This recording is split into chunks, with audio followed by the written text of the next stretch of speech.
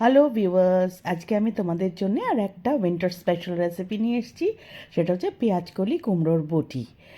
এইভাবে শীত চলে যাওয়ার আগে একবার পেঁয়াজকলি দিয়ে কুমড়ো দিয়ে এইভাবে তোমরা এই রান্নাটা করে দেখো।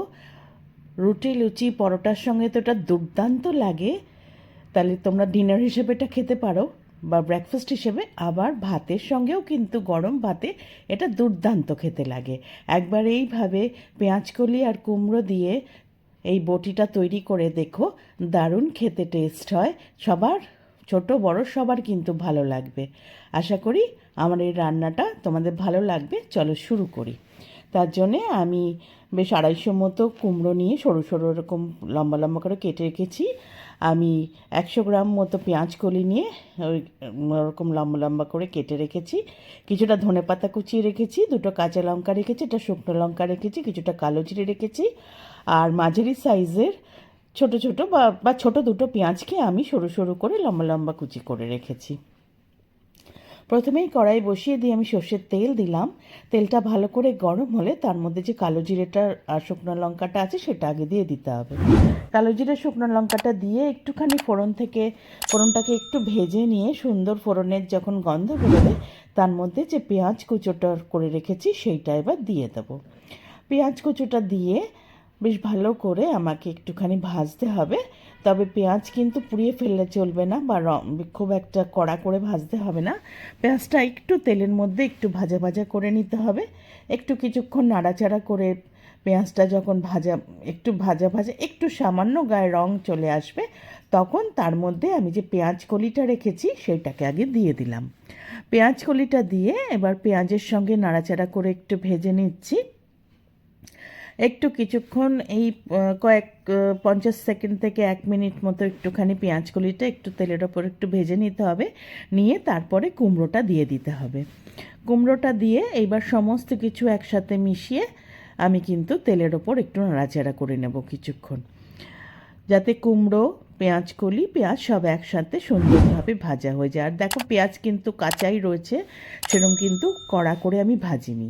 এইবার এই ভাজাটার মধ্যে আমি নুন দিয়ে দিলাম। আমি 1 চামচ নুন দিলাম, আমি 1/2 চামচ মতো চিনি দিলাম, আর আমি 1/2 চামচ হলুদ গুঁড়ো দিলাম। খুব বেশি হলুদ দেবে না, তাহলে কালারটা অন্যরকম হয়ে যাবে। আর যে 2টো কাঁচা লঙ্কা রেখেছিলাম ওগুলোকে চিড়ে দিয়ে দিলাম। সমস্ত দিয়ে এবার সুন্দর করে আমি মিশিয়ে নিচ্ছি। নুন, চিনি, হলুদ সব কিছু সুন্দরভাবে মিশিয়ে একটুখানি ভেজে নিতে হবে। সুন্দরভাবে যখন সব কিছুর মধ্যে এগুলো মিলে যাবে, আর নুন দেওয়ার ফলে জল অলরেডি বেরিয়ে যাবে, আর জল দেওয়ার দরকার নেই। এবার আমি ঢাকা দিয়ে এটাকে 6 থেকে 7 মিনিট গ্যাস মিডিয়াম থেকে স্লো করে রেখে দেবো। 7 মিনিট পরে ঢাকা খুলেছি। দেখো, কুমড়োও নরম হয়ে গেছে, পেঁয়াজকলিও নরম হয়ে গেছে, দেখেই বোঝা যাচ্ছে। আমি একটু নাড়াচাড়া করে নিলাম। একটু নাড়াচাড়া করে নিয়ে এইবার যেহেতু এটা একটু জল জল ভাব রয়েছে, তার একটু কিন্তু আমাকে ভাজতে হবে।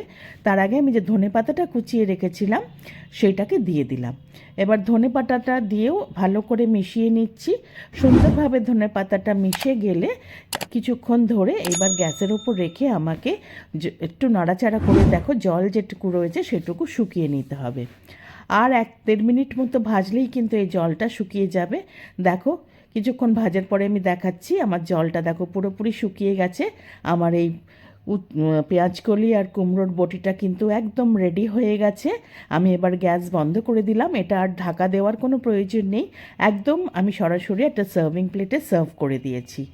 এটা রুটি, লুচি, পরোটার সাথে যেমন খেতে ভালো লাগে, গরম ভাতের সাথেও এটা দারুণ খেতে লেগেছে। তোমরা একবার এইভাবে কুমড়ো দিয়ে পেঁয়াজকলি দিয়ে এই বটিটা রান্না করে খেয়ে দেখে তোমাদের নিশ্চয়ই ভালো লাগবে। আশা করি আমার রান্নাটাও তোমাদের ভালো লেগেছে। আর যদি ভালো লেগে থাকে একটা লাইক করো, কমেন্ট করো, শেয়ার করো। যারা এখনও আমার চ্যানেলটা সাবস্ক্রাইব করোনি, প্লিজ সাবস্ক্রাইব করে দিও। পাশে থাকা বেল আইকনটা প্রেস করবে, তাহলে আমার তৈরি সমস্ত রান্নার নোটিফিকেশন তোমাদের কাছে পৌঁছে যাবে। আবার নতুন নতুন রান্না নিয়ে তোমাদের কাছে আসবো। আজকে তাহলে চলি। তোমরা সকলে ভালো থেকো। টাটা।